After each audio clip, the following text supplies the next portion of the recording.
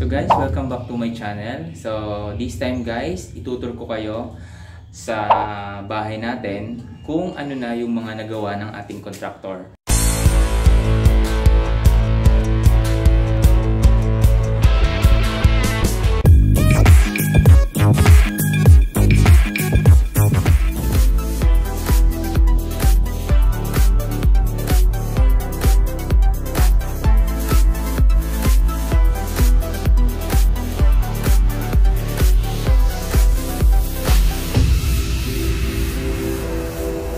Start lang tayo dito sa labas.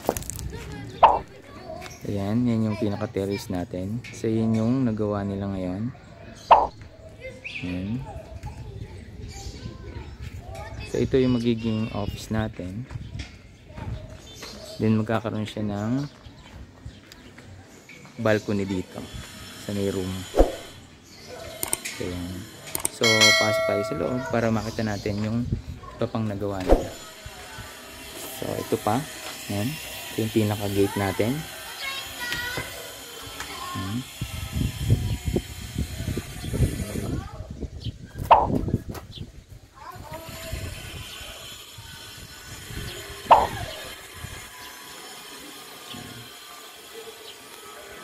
Samahan niyo ako sa loob. So, ito na yung slab.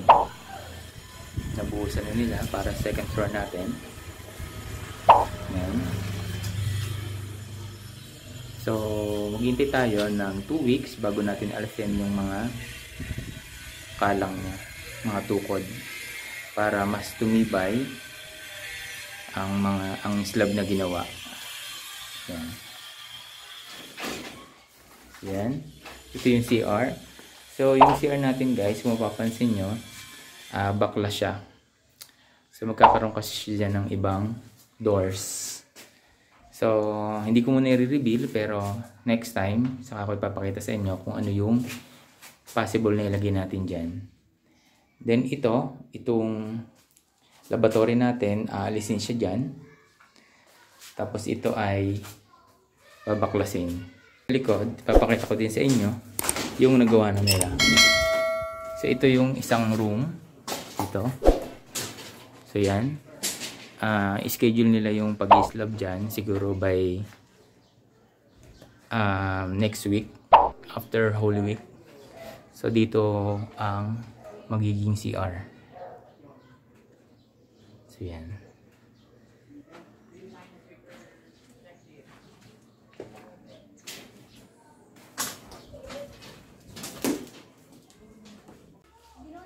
Samahan nyo guys sa taas para makita natin kung ano na itsura, kung ano na mga nagawa nila sa taas.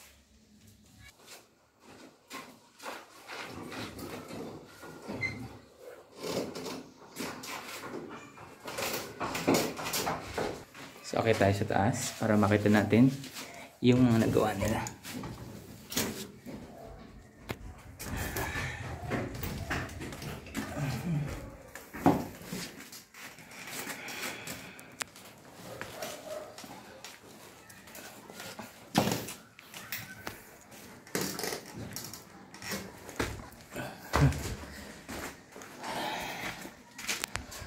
Ito guys, tulad ng nauna nating vlog, kakaroon dito ng 3 rooms. So na-install na yung 2 rooms dito sa kabuuan ng bahay. So ito yung isang room, may bintana na din, nakagawa na rin ng bintana. Yan. May kabit na rin ang pinto at saka yung hamba. Yan. Soon ang finish niya. Soon na din. Ayan.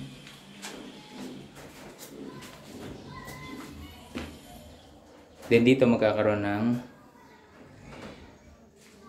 pinto para doon sa balcony natin.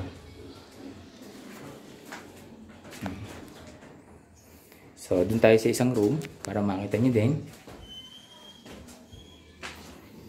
Ayan. May bintana na din siya. Nabutasan na.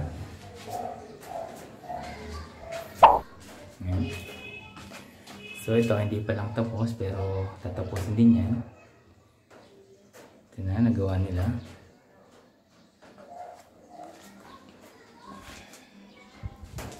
So naikabit na din yung isang hamba.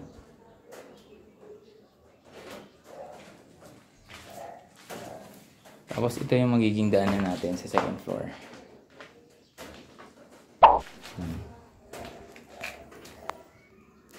Kakaroon dito ng railings. Sa side na to magkaroon ng railings para may kapitan yung para hindi mahulog yung mga tao kung sakasakali dito. Then dito sa side nito may pintuan din para papasok na doon sa terrace natin. At magkakaroon din dito ng maliit na bintana para maganda yung magiging view ng ating hagdan.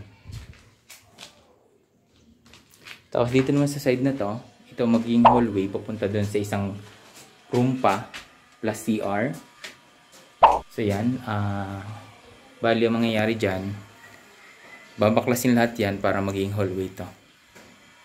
Then saka ko ipapakita sa inyo pag nalagyan na ng slab yung likod nito.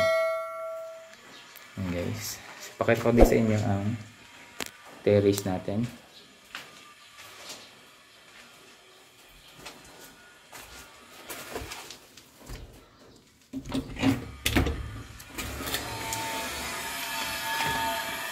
Okay, guys.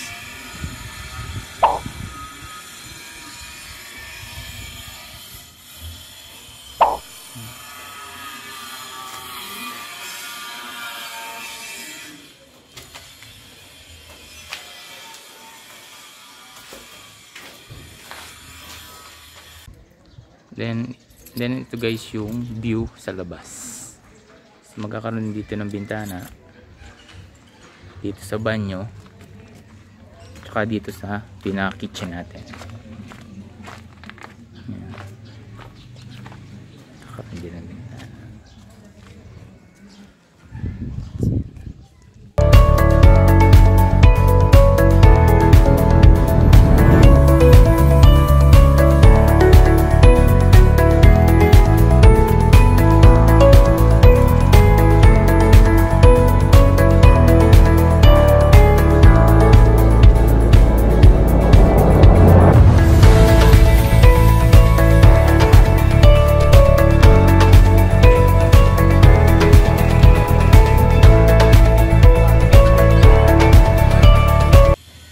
So yun guys, ito pa lang yung nagawa nila.